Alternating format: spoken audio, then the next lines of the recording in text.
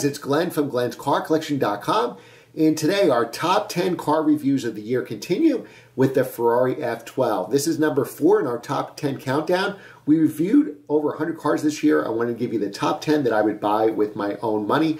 This car has a V12 engine. Watch this video all the way to the end to learn the horsepower, the engine size, and take it for a spirited test drive. Thanks so much for your support this year. Happy holidays to you and your families. Hit that subscribe and notification bell, because if you think this car is good, wait till you see the top 3.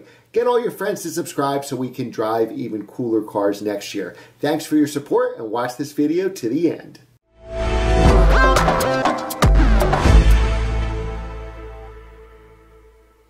Hey guys, it's Glenn from glenscarcollection.com, and today we're reviewing one of my favorite cars, and certainly one of my favorite Ferraris, the 2015 Ferrari F12. Now, what makes this unique, it's got a V12 engine, 6.3 liter V12, producing 733 horsepower. If you follow the channel, we just did the A12 Superfast, which also has a V12, but 788 horsepower. That beautiful blue car sold. And DCH Acura in Verona just got this car in, so I drove down as soon as I could to film it for you guys. So we have the ceramic brakes, of course. All these Ferraris nowadays have ceramic brakes, and it's one of the last cars, I believe, to be designed by Pininfarina. So correct me if I'm wrong in the comments. It actually may be the last one. Let me know down below.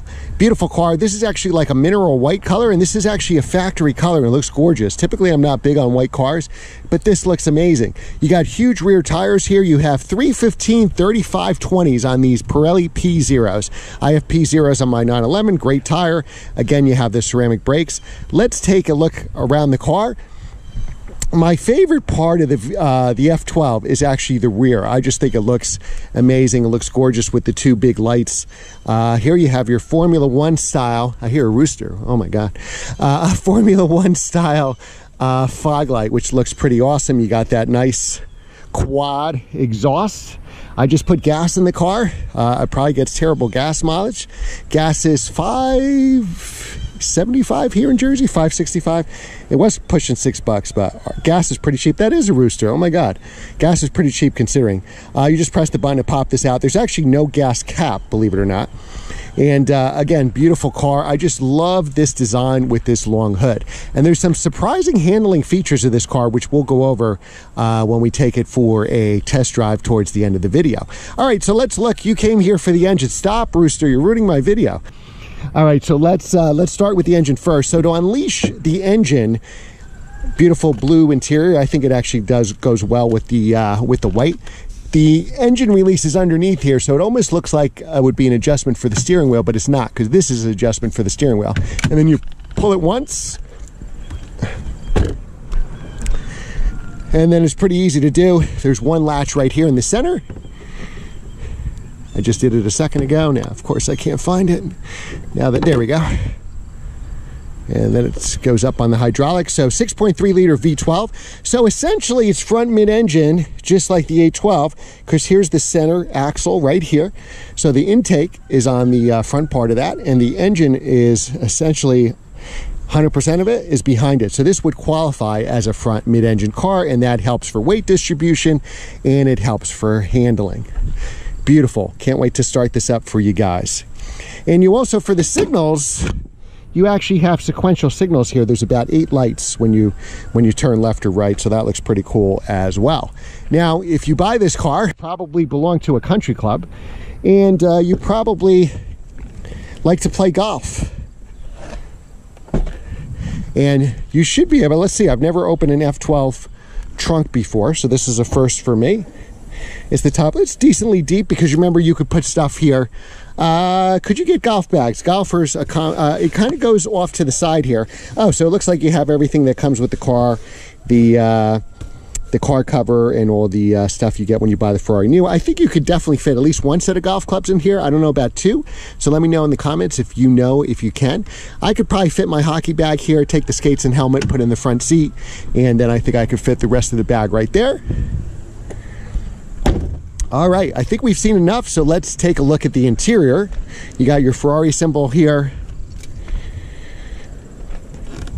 All right, beautiful interior.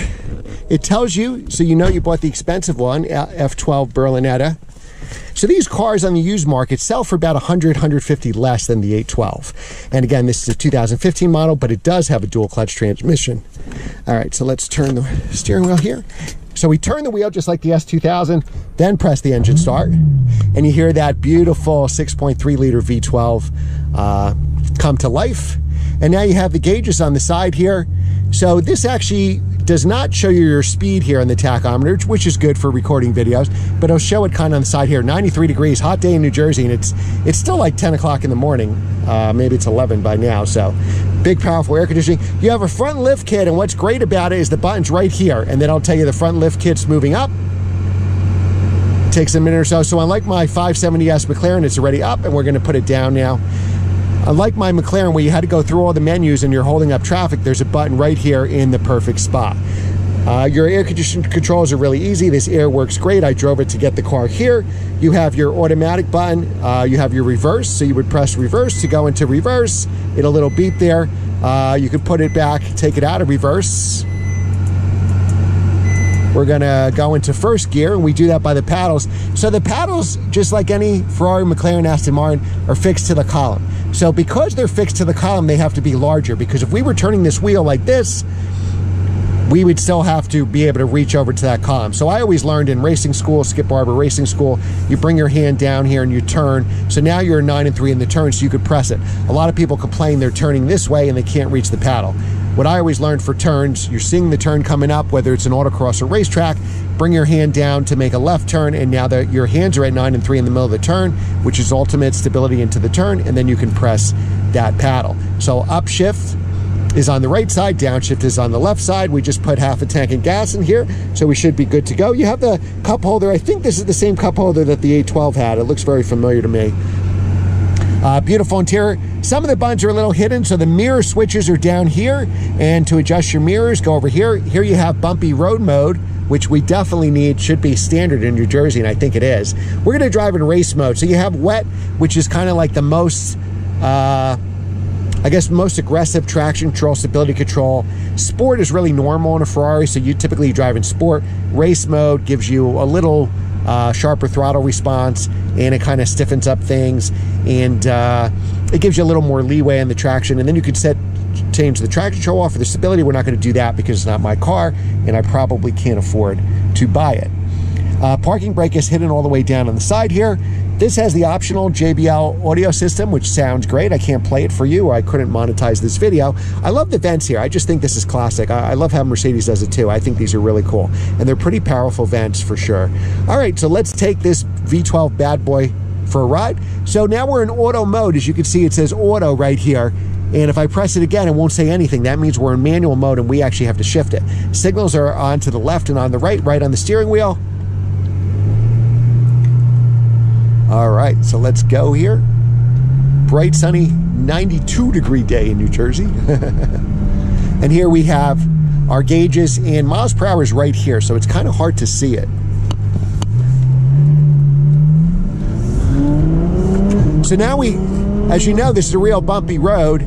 If you've seen in my videos, and we have about 1,000 of them on YouTube now, almost 1,000 different cars. So if you're bored on a rainy day, you got 1,000 car reviews you could look at.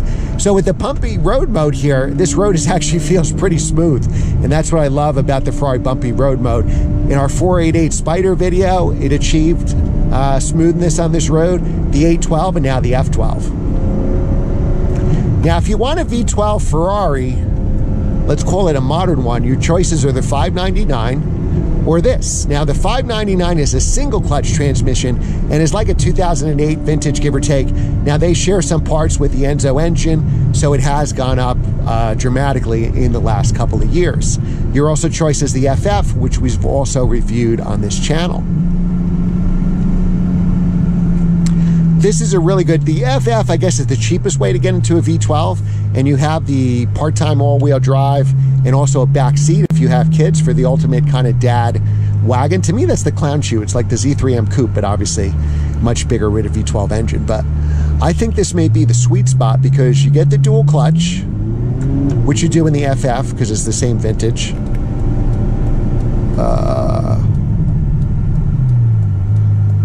Now, I'm driving in manual mode. It'd be a little smoother in automatic mode, but it would also upshift more. to get me into the higher RPM sooner. This car only has about 3,300 miles on it, so it feels like a brand new car. I just love the interior on these V12 Ferraris.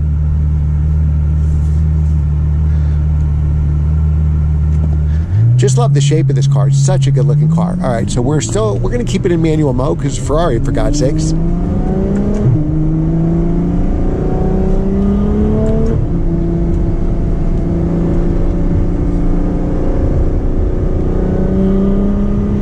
The sound that this car makes, it does attract attention because it is a very loud car. I try not to downshift by these cyclists because I don't want to spook them, you know. I try to go slow. And of course, on our favorite road, we'll do it again. Don't worry, we'll turn around and do it again. There's going to be a big truck going slow here on these narrow, tight turns. So far, initial impressions, it handles really well. What I like about this car, and you'll see in a second, it actually has oversteer to it because it's rear drive. It kind of overwhelms the wheels a little bit just for like a split second before the traction control takes over. And you do have some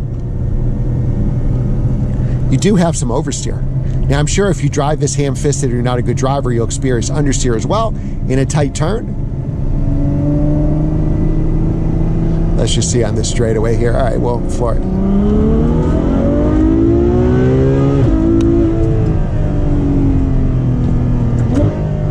And that's why you buy a Ferrari. That's why you spend, you know, $250,000, $300,000 to get one of these.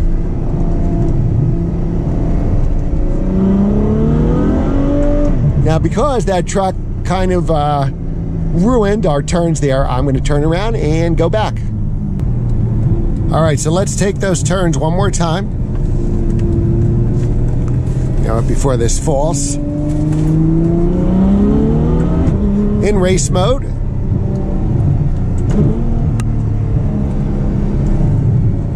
The handling is pretty flat.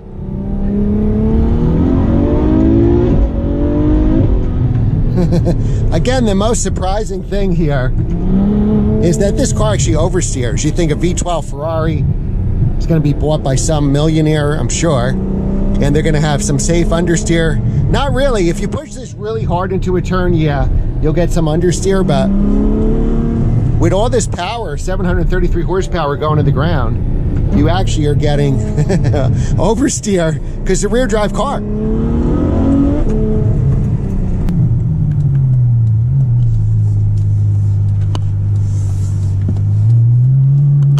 It's cut in front of a Tesla.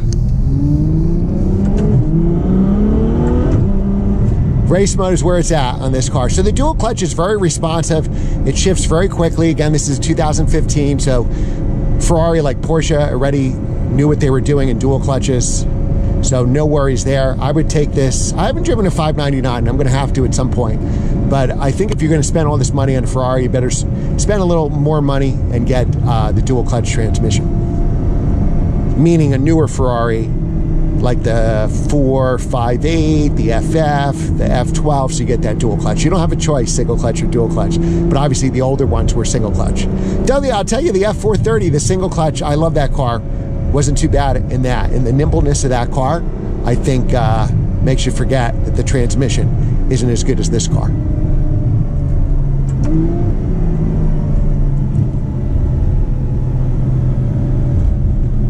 Now the V12 just gives you a killer amount of torque.